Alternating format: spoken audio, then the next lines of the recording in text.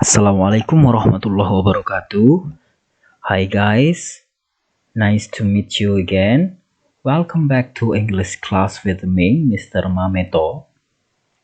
Hopefully, you are in a great condition so you can follow this discussion in a good mood and, of course, with a good enthusiasm and energy.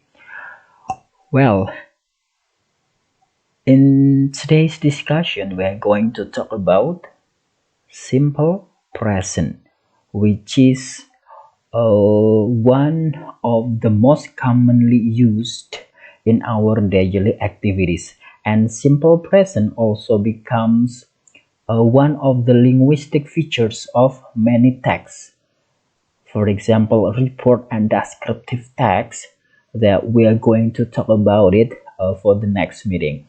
Jadi guys, untuk pertemuan kali ini kita akan membahas tentang simple present atau present tense yang merupakan tenses yang paling sering digunakan dalam kehidupan sehari-hari, dan tenses ini juga menjadi salah satu unsur atau ciri kebahasaan dari beberapa teks seperti teks report dan juga teks deskriptif yang akan kita bahas pada pertemuan yang akan datang.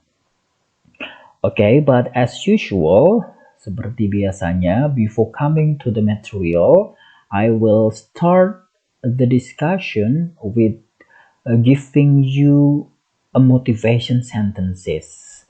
Jadi seperti biasa, untuk memulai pembahasan pada hari ini, saya akan memulainya dengan kalimat motivasi yang saya sesuaikan dengan pembahasan kita nanti. Kebetulan kalimat motivasi ini datang atau saya ambil dari seorang Chinese philosopher, dari seorang filosofis China, yaitu Lao Tzu. And the sentences are: watch your thoughts, they become words. Watch your words, they become actions. Watch your actions, they become habits. Watch your habits, they become character. Watch your character, for it becomes your destiny. Jadi kalau kita terjemahkan dalam bahasa Indonesia kurang lebih seperti ini. Perhatikan pikiran-pikiranmu, mereka akan menjadi kata-katamu. Jadi maksudnya kalimat yang pertama itu, perhatikan pikiranmu karena pikiran-pikiran itu akan menjadi apa yang kamu katakan. Kemudian perhatikan kata-katamu, mereka akan menjadi tindakanmu. Perhatikan tindakanmu, mereka atau tindakan-tindakanmu itu menjadi kebiasaanmu. Hati-hati atau perhatikan kebiasaan-kebiasaanmu, karena kebiasaan-kebiasaanmu akan menjadi karaktermu. Perhatikan karaktermu, karena itu akan menjadi nasibmu. Nah, oleh karena itu guys, berbekal dari kalimat motivasi atau nasihat dari Lao Tzu ini, mari kita mulai dengan pikiran-pikiran yang positif agar bisa menjadi tindakan yang positif, kebiasaan yang positif, sikap yang positif, dan nasib yang positif atau yang baik bagi kita. Oke, yuk kita mulai. Okay, so in discussing simple present, we are going to focus on these following things. The first, the use of simple present. The second is the structure or the patterns of simple present. And then the last, the exercises of simple present. So after discussing the use and the structure of simple present, today we are going to have some exercises. ya. Jadi untuk pembahasan kali ini dalam membahas simple present kita akan membahas yang pertama adalah kegunaan dari simple present, kemudian yang kedua struktur atau pola kalimatnya bagaimana, kemudian setelah itu akan ada beberapa soal-soal latihan sekaligus pembahasannya begitu ya. Oke, langsung kita choose. Let's go to the first discussions about the use of simple present. So, we use simple present tense when we want to. Jadi, kita menggunakan simple present itu ketika yang pertama, ketika kita akan atau mau to tell about daily or habitual activities. Jadi, kegunaan simple present yang pertama itu adalah untuk mengungkapkan atau menceritakan, mengekspresikan begitu ya, kegiatan sehari-hari atau kegiatan yang merupakan kebiasaan. Contohnya nih di sini, we eat 3 times a day. Kita makan 3 kali sehari. Nah, ini merupakan habitual activities. Maksudnya habitual activities apa sih? Gak dulu, gak sekarang, gak besok kita melakukan itu. Nah, itu kita sebut dengan daily atau habitual activities. Tenses yang digunakan untuk mengungkapkannya adalah simple present. Did you get it? Bisa dipahami ya? Oke, kita ke kegunaan atau fungsi yang kedua. Yang kedua adalah to describe people, things, or places. Jadi kegunaan dari simple present yang kedua adalah untuk mendeskripsikan orang, benda, atau tempat. Itu mengapa dalam descriptive text kita menggunakan simple present. Contoh kalimatnya nih di sini bisa kita simak. Mr. Mameto has curly black hair. Nah, di sini kalimat ini adalah kalimat yang mendeskripsikan atau menggambarkan Mr. Mameto. Mr. Mameto has curly black hair. Maksudnya, Pak Mameto mempunyai rambut yang curly black, keriting hitam ya gitu ya. Nah, di sini adalah kalimat yang mendeskripsikan seseorang. That's why we use simple present. This is about the use of simple present. Ini adalah kegunaan dari simple present. Begitu ya. Okay, we go to the next. Discussion is about the structure of simple present. But before coming to the structure, before discussing the structure or the patterns of simple present, we have to understand about sentences. Jadi sebelum kita membahas pola kalimat dalam simple present, kita harus paham dulu nih tentang kalimat. Jadi we differentiate sentences into two. Kita membedakan kalimat menjadi dua berdasarkan based on the predicators. Kita membedakan atau mengkategorikan kalimat menjadi dua berdasarkan predikatnya. The first is verbal sentences and then the second is nominal sentences. Okay, let's discuss deeper about the verbal sentences. Verbal sentence is a sentence which has a verb as the predicator. Jadi kalimat verbal adalah kalimat yang predikatnya berupa kata kerja. Predikatnya berupa kata kerja. Kemudian the pattern or the structure of the sentence, untuk pola kalimatnya diperhatikan di sini ya. Karena predikatnya menggunakan kata kerja di sini ya, verb. Nah, in simple present, dalam simple present, untuk kata kerja yang digunakan di sini adalah verb 1 or verb s.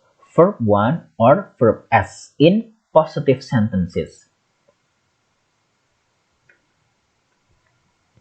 Oke, in positive sentences.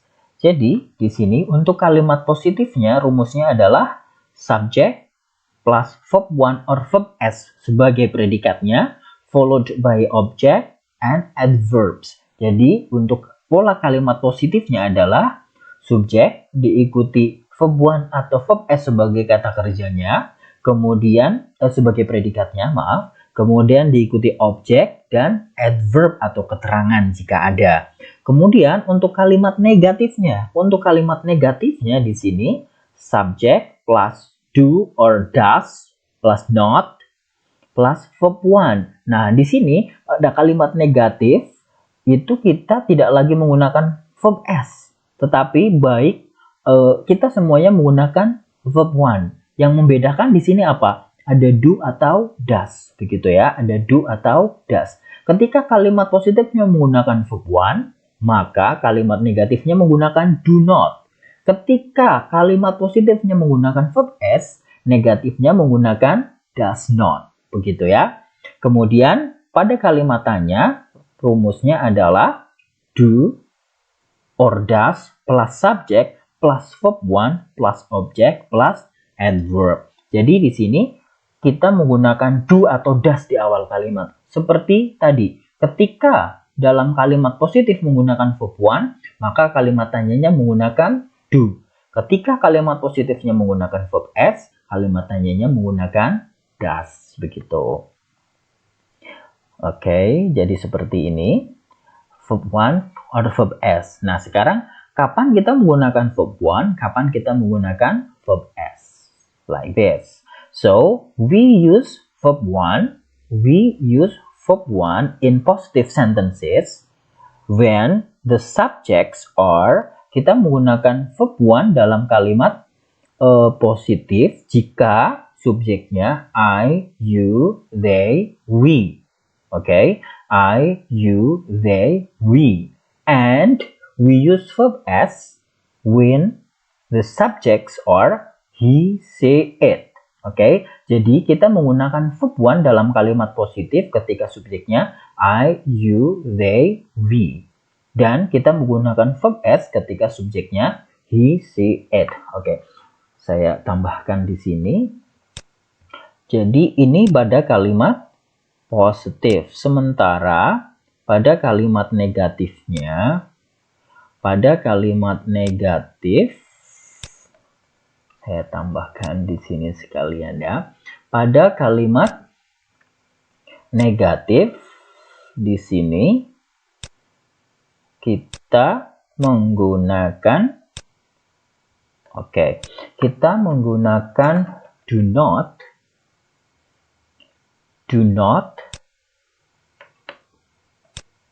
plus verb one ketika subjeknya I, you, they, we.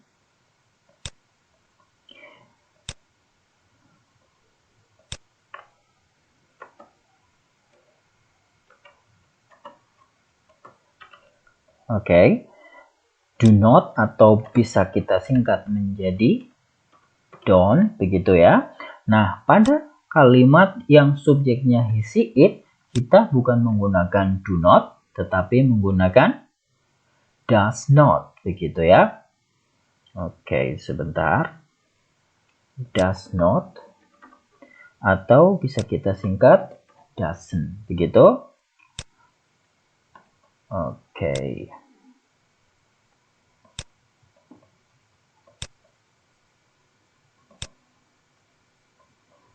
Sekali lagi, kita menggunakan verb one ketika subjeknya I, you, they, we pada kalimat positif, dan pada kalimat negatif kita menggunakan do not atau don't plus verb one.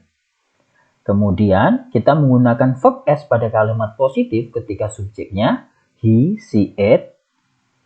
And we use does not or doesn't plus verb one pada kalimat negatif ketika subjeknya he, she, it.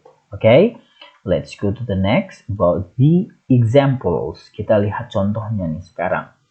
Verb one or verb s. Oke, ini pada kalimat positif ya. Positive. I love eating meatball. You love eating meatball. They love eating meatball. We love eating meatball. Karena subjeknya I, you, they, we, kita menggunakan love, begitu ya di sini. Kemudian he loves eating meatball. She loves eating meatball. It loves eating meatball. It di sini kan benda ya, bisa jadi kucing yang suka makan bakso, begitu ya. Oke, so this is how we differentiate the use of verb 1 or verb s. Jadi ini bagaimana kita membedakan penggunaan verb 1 or verb s in simple present. Begitu. Untuk contoh lebih detail kita bisa lihat di sini. Oke, yang pertama, we visit grandma in the village every month. Nah, di sini karena subjeknya we, maka kita menggunakan visit, verb 1, begitu ya. Verb 1, and then we have grandma as the object. In the village, di sini adalah adverb of time, adverb of place. Kemudian every month. Every month di sini bisa kita sebut adverb of time atau lebih tepatnya sebenarnya adverb of frequency, begitu ya. Jadi sekali lagi di sini karena subjeknya we, maka kita menggunakan verb 1. Okay? Second example. Di sini bedanya kalimat yang pertama dan kalimat yang kedua itu cuman pada subjeknya saja. Pada kalimat yang pertama subjeknya adalah we, kemudian pada contoh kalimat yang kedua kita menggunakan subjek Reza. Nah, we itu kata ganti orang pertama, jamak ya, plural. That's why we use verb 1. But Reza adalah kata ganti orang ketiga, tunggal ya, bisa kita ganti menggunakan kata he. Karena di sini subjeknya Reza atau he, kita bukan menggunakan verb 1 but we use verb s. That's why Reza visits grandma in the village every month. Begitu ya. Okay, this is the examples of verbal sentences by using verb 1 or verb s. We go to the second sentences, which is nominal sentences. Nah, apa itu kalimat nominal? Nominal sentence is a sentence which has no verb as the predicator, but a noun, an adjective, or adverb. Jadi kalimat nominal itu adalah kalimat yang predikatnya bukan berupa kata kerja, tetapi bisa berupa kata benda, kata sifat, atau kata keterangan. Contohnya, apa ada Pak kalimat yang predikatnya bukan kata kerja? Contoh dalam bahasa Indonesia ya. Nah, di sini kan tadi bisa kata benda, bisa kata sifat, bisa kata keterangan. Contohnya, kalau misal mau ngomong,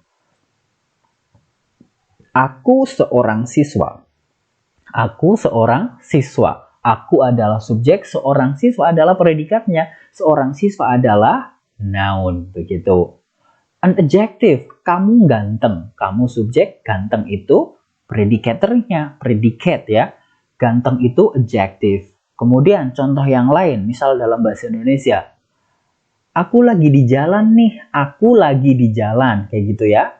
Nah, aku itu adalah subjeknya, lagi di jalan adalah predikatnya. Lagi di jalan itu keterangan, adverb begitu. Nah, bagaimana pola kalimatnya dalam kalimat, kalimat in simple present begitu ya. Nah, dalam kalimat positif rumusnya adalah subject plus am, is or are plus noun or adjective or adverb.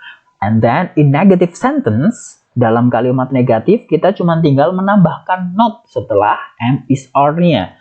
Kemudian pada kalimat tanya di sini kita cuma tinggal merubah susunan antara am, is, are-nya atau to be-nya dengan subjeknya kayak gitu. Jadi kalau dalam positive sentence itu subjek baru am, is atau are, sementara pada kalimat tanya am or is or are-nya dulu baru subjek begitu ya.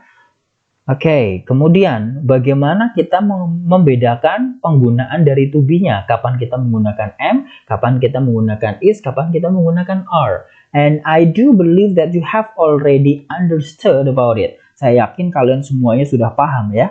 Kapan menggunakan I. So, we use I when we use am when the subject is I. Jadi kita menggunakan am ya, kita menggunakan am ketika subjeknya I. Kemudian kita menggunakan are when the subjects are you, they, we atau semua subjek jamak ya. Ketika subjeknya jamak plural we use are. And then we use is when the subject he, she, it. Kita menggunakan is ketika subjeknya he, she, it. Kata ganti orang ketiga tunggal. Nah, dalam kalimat seperti yang tadi dicontohkan ya, dalam kalimat tidak selalu subjeknya berupa he, she, it, tetapi bisa nama orang begitu ya. Ketika nama orang dan cuma satu, misal Reza tadi. Reza karena laki-laki kita menggunakan he berarti begitu ya. Kemudian misal subjeknya menggunakan nama Sinta. Nah, Sinta itu kan cewek berarti dia she. Tadi contohnya misal subjeknya menggunakan kata cat. Cat itu kucing cuma satu, kita menggunakan it gitu ya. Oke, kita langsung lihat contoh kalimatnya. Nih di sini. Misal contoh kalimatnya di sini. Nah, di sini hanya untuk membedakan kapan sih kita menggunakan am, is, are. Di situ kalimatnya belakangnya sama semuanya. Am beautiful, are beautiful, is beautiful. Kita menggunakan am, are, is depend on the subject begitu ya.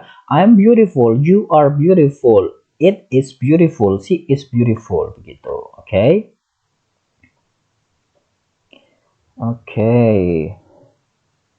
Nah, di sini biar lebih jelas ya, bahwasanya tadi nominal sentences itu adalah kalimat yang predikatnya bukan kata kerja tetapi kata benda atau kata sifat atau kata keterangan. Contohnya di sini, I am a student.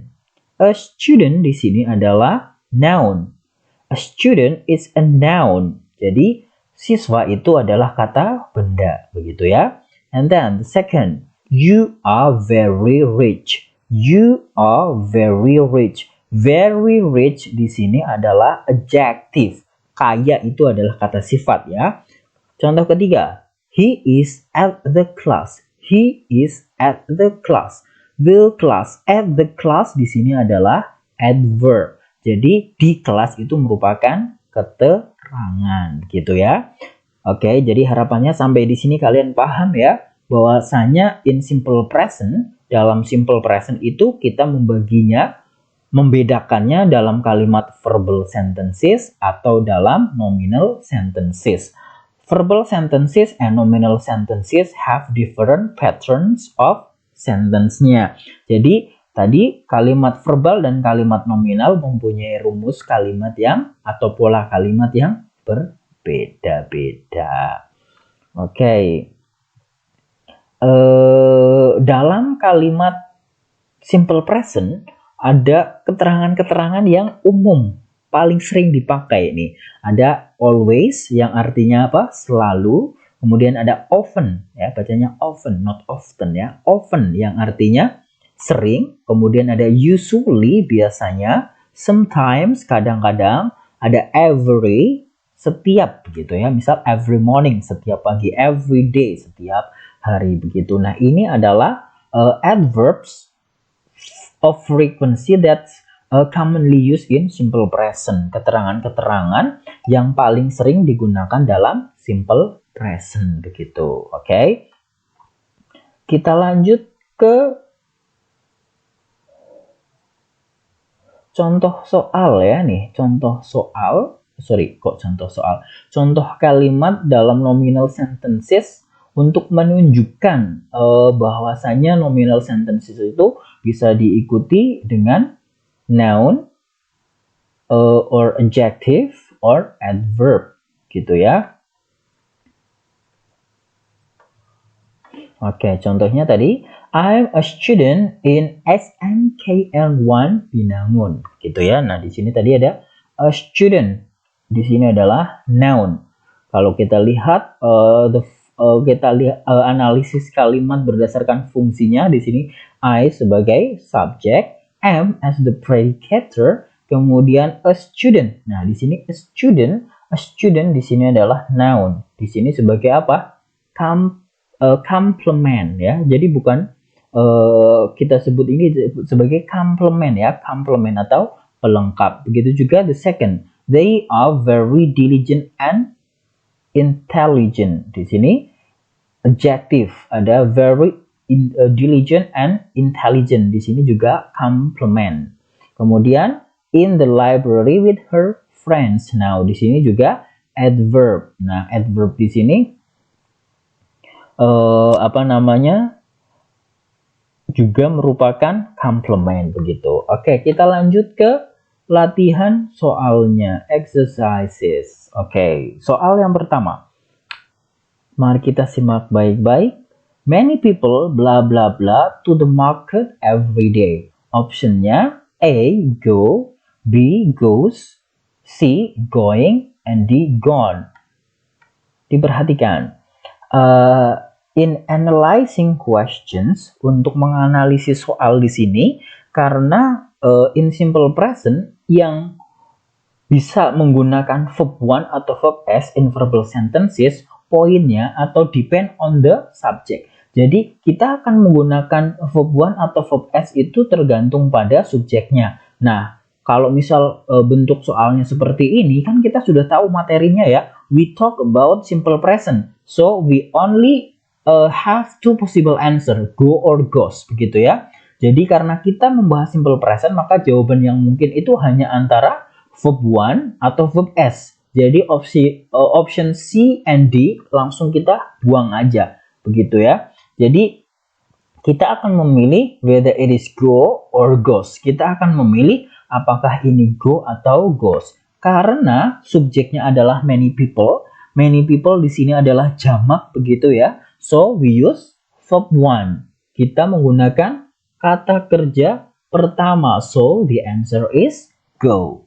Oke, do you get it? Bisa dipahami ya? Oke, kita lanjut ke soal nomor 2. Oke, Reza bla bla bla to school every day. Nah, di sini option jawabannya kebetulan sama. Go, goes, going, gone.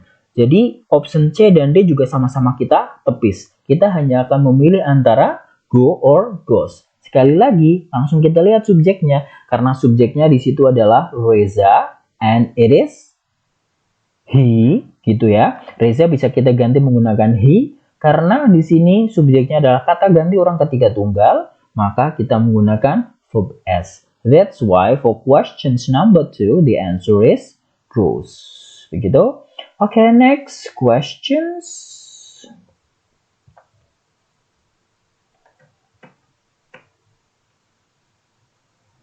Questions number 3. Cows blah blah blah mammals, they blah blah blah grass. Nah, di sini ada dua bagian rumpang yang harus kita lengkapi.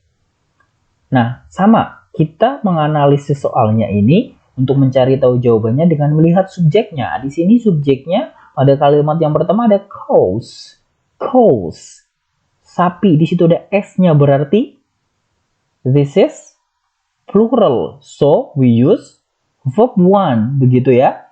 Nah, di sini karena subjeknya adalah jamak, maka kita menggunakan verb 1. Kita menggunakan verb 1 dalam kalimat verbal. Tapi ternyata di sini option yang bagian depan itu menggunakan option to be.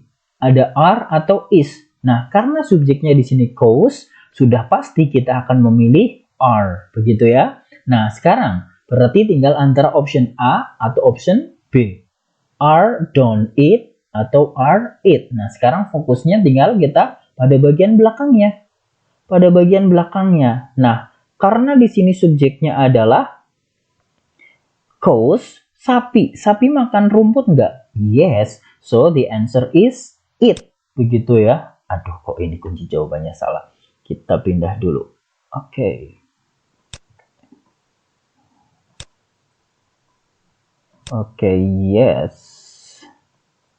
Jadi, jawabannya adalah yang B tadi ya. Cows are mammals. They eat grass. Begitu ya. Oke, jadi ini pemahaman makna ya, pemahaman makna. Ini berhubungan dengan fungsi atau kegunaan dari simple present yang kedua tadi. To describe ya, to describe something. Di sini pada kalimat soalnya di sini menunjukkan fungsi dari simple present yaitu untuk mendeskripsikan sesuatu. Kebetulan yang dideskripsikan di sini adalah sapi. Sapi itu makan rumput. That's why kita lebih memilih yang B daripada yang A, begitu ya. Kita lanjut ke soal nomor 4. My father bla bla bla a teacher. He bla bla bla English. Sama, yuk kita analisis. Subjeknya di sini adalah my father. Makanya di kalimat belakang kita menggunakan he. Nah, di sini adalah kalimat kata ganti orang ketiga tunggal. That's why kita menggunakan verb s ya. Kita menggunakan verb s. Nah, sama, kita harus memilih antara is atau are, karena sekarang subjeknya adalah my father, sudah pasti kita akan memilih is, begitu ya. Jadi antara A atau B. Nah, sekarang, kemudian a teacher. Teacher artinya adalah guru, begitu. Tugasnya guru adalah mengajar, begitu ya, bukan tidak mengajar. So, the answer is A. He teaches English, begitu. Oke, kita lanjut ke soal berikutnya. Oke, soal nomor 5 dan soal nomor 6. Kita lihat di soal yang kelima. Nah, di sini nih, option jawaban di soal nomor 5 dan soal nomor 6 itu sama persis. Dan soalnya juga hampir sama. Yang membedakan hanya ada satu kata saja di situ ya. Yang membedakan hanya ada satu kata, yaitu live di sini. Kita lihat dulu soal nomor 5. Sama, kita analisis dengan melihat subjeknya. The subject is Reza. In the city. Nah, in the city di sini adalah adverb ya. Jadi subjeknya Reza adalah kata ganti orang ketiga tunggal. Kemudian setelah Reza diikuti dengan in the city. In the city adalah adverb ya, adverb. Keterangan. Jadi kalau ada subjek kemudian diikuti dengan keterangan dan ini adalah kalimat tanya, maka ini kalimatnya adalah kalimat nominal begitu ya. Jadi kalau di sini subjek, kemudian di belakangnya langsung diikuti keterangan tanpa ada kata kerja, bisa kita pastikan ini kalimatnya adalah kalimat nominal. Kalau kalimatnya nominal, maka kita akan menggunakan is atau are, bukan do atau does. Karena subjeknya Riza, maka kita memilih is. Begitu ya. Oke, ke soal nomor 2. Sama tadi, kita analisis subjeknya. Di sini Reza adalah kata ganti orang ketiga tunggal. Yang membedakan di situ, di depan kata in the city ada kata live-nya ya. Nah, di sini ada kata live. Live di sini adalah verb. Karena live adalah verb, maka kalimat ini adalah kalimat verbal. Karena kalimat verbal, maka kita akan memilih antara do atau does. Ya, kita akan memilih antara do atau does, bukan are atau is. Nah, karena subjeknya Riza, kita menggunakan does. Do you get the point? Bisa dipahami ya? Oke, kita ke contoh soal terakhir. Oke, number 7. Nah, di sini number 7 subjeknya adalah Ricky and Sally. Bla bla bla, Ricky and Sally relatives. Nah, relatives di sini kalau dalam bahasa kita artikan saudara begitu ya. Bla bla bla, Ricky and Sally relatives. Nah, Ricky and Sally di sini adalah they, plural begitu ya. Ricky and Sally kalau diganti itu plural. They, plural. Nah, karena di sini plural, kemudian di sini di belakang Ricky and Sally relatives itu tadi artinya saudara ya. Nah, berarti di sini adalah noun, bukan verb. Oleh karena itu ini kalimatnya adalah nominal. Karena kalimatnya nominal, kita akan memilih antara are atau is. Karena subjeknya Ricky and Sally tadi they, maka kita memilih are. Oke? The last, contoh soal terakhir sama nih. Subjeknya Ricky and Sally and kata di belakangnya adalah stay at. Kalau tadi di soal nomor 7 di belakang Ricky and Sally adalah relatives, di sini kita menggunakan stay at. Nah, stay at di sini adalah verbs, that's why this is verbal sentences. Karena ini kalimatnya kalimat verbal, maka kita tidak memilih antara are atau is, tetapi kita akan memilih antara do atau does. Karena subjeknya they, maka kita memilih do. Oke? That's all for the exercises and the discussion. Itu untuk latihan soal dan pembahasannya. Harapannya kalian bisa memahami materi simple present, whether it is verbal sentences and nominal sentences. So that's all for today, guys. That's all for discussing simple present. Thank you very much for your attention. Hopefully you can understand about the material. And the last, set up your desire and keep your spirit on fire. Thank you very much. That's all for today. Wabillahi taufiq wal hidayah. Wassalamualaikum warahmatullahi wabarakatuh. Bye bye.